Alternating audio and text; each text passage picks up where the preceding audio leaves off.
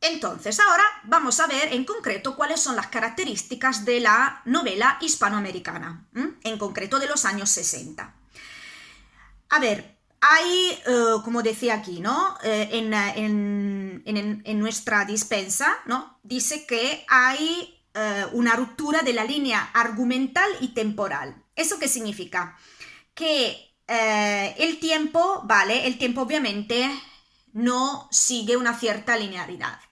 Hay muchas, por ejemplo, analepsis, prolepsis, la acción, por ejemplo, se interrumpe, se retoma, etc. No hay una linearidad en el tiempo. También una cosa interesante es los cambios de punto de vista, es decir, los hechos contados no se basan solamente en el punto de vista de un personaje o del narrador, por ejemplo, sino que se narran los hechos según el punto de vista, según varios puntos de vista, que pueden ser, por ejemplo, en el caso concreto de Crónica, según el punto de vista de los principales protagonistas. Entonces, por así decirlo, una gran cantidad, ¿no?, de puntos de vista. Y eso implica obviamente una combinación de las personas narrativas. ¿Por qué? Porque el narrador contará de su punto de vista, luego dejará espacio por ejemplo, al estilo directo o al monólogo interior de algún personaje, etcétera, etcétera. Con respecto a la cuestión del monólogo interior, ¿vale? Eso se debe sobre todo al hecho de que el subconsciente, todo lo que es el mundo subconsciente, todo lo que es el mundo de los sueños, de lo onírico, adquiere un papel muy importante, y por lo tanto la forma para poder expresar el subconsciente de un personaje, sin lugar a duda, es el monólogo interior, esa técnica narrativa. También otra cosa interesante que tenemos que tener en cuenta es el llamado realismo mágico, es decir, la mezcla de lo mágico, aquí dice lo fantástico, pero yo diría más lo mágico y lo real. ¿Qué es eso del realismo mágico? Bueno, el mismo García Márquez fue, ¿no?, el autor de esta corriente narrativa. Esa corriente narrativa de realismo mágico se empezó a partir de los años 40.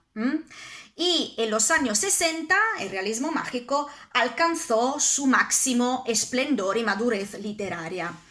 El realismo mágico, por lo tanto, es una corriente narrativa que se basa en un estilo narrativo que lo que pretende es incorporar, ¿no?, utilizar elementos mágicos y maravillosos que son de la tradición hispanoamericana, junto a elementos de lo cotidiano. ¿Qué significa eso? Que hay como una especie de fusión entre lo cotidiano y lo extraordinario. ¿Por qué? Vamos a ver qué significa eso, porque dicho así no se entiende bien. A ver, lo que hay que tener en cuenta es la distinta perspectiva de la realidad según una visión y una mentalidad principalmente hispanoamericana y una mentalidad occidental, o bien dicho, mejor dicho, europea. La visión que tenían los europeos, ¿vale?, de algunos elementos que eran normales en la cultura americana, para los europeos era algo mágico, algo fantástico que estaba fuera de lo que era su percepción, ¿no?, de la vida y de la realidad. ¿Qué significa? Que algunos elementos culturales americanos que son normales para los hispanoamericanos no lo eran para los europeos. Y de ahí que viene esa palabra mágica. lo que se cuenta, ¿no? Lo que se cuenta en las novelas hispanoamericanas o en los cuentos, visto desde un punto de vista americano, es algo normal y corriente, porque forma parte de su cultura. Mientras que, desde el punto de vista de los europeos, es algo que choca, por así decirlo, con la mentalidad y la cultura europea, puesto que es algo totalmente diferente. Y de ahí que tengamos el elemento mágico, fantasía, etcétera, etcétera, etcétera. ¿Por qué? Porque algunas cosas que ocurrían, ¿no?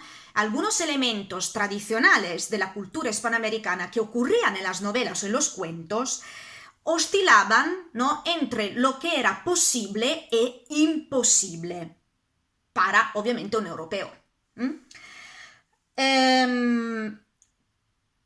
Por lo tanto, eso, ¿vale?, es lo que caracteriza lo que es el llamado realismo mágico. Y ya veremos en concreto cuáles son estos elementos mágicos.